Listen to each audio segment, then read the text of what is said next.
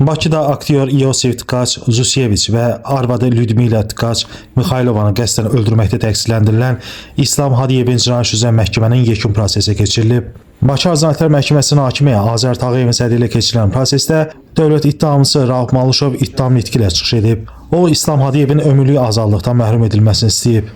Təqsirləndirilən şəxsin vəkili ona verilən ittihamdan bəzilərinin xitam verilməsini və 181-ci maddənin oğurluq maddəsinə tövsiyə olunmasını xahiş edib.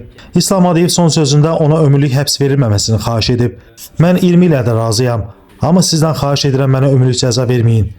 Daha sonra məhkəmədə hökm oxunub. Hökmə əsasən İslam Hadiyev ömürlük azadlıqdan məhrum edilib. Qeyd edək ki, hadisə 2024-cü ilin oktyabrın 22-sində paytaxtın Nəsim rayonu ərazisinə baş verib. Belə ki, 2 nəfərin yaşadığı mənzildə öldürülməsi barədə rayon prokurorluğuna məlumat daxil olub. Araşdırma zamanı 1973-cü il təvəllüdlü İslam Hadiyevin tamah məqsədi ilə yaşadıkları evdə 1939-cu il təvəllüdlü İosif Tkaç Zuseviç və arvadı 1944-cü il təvəllüdlü Lyudmila Tkaç Mikhaylovanın qəsdən öldürülməsinə əsaslı şübhələr müəyyən edilib. İslam Hadiyevə qarşı Cinayət Məcəlləsinin 120.2.5-ci və 120.2.7-ci, yəni tamah məqsədi ilə 2 və ya daha çox şəxsi öldürmə maddəsi ilə ittiham ilə sürülüb. Orxan Rasifoğlu, Məhkəmə Xəbərləri.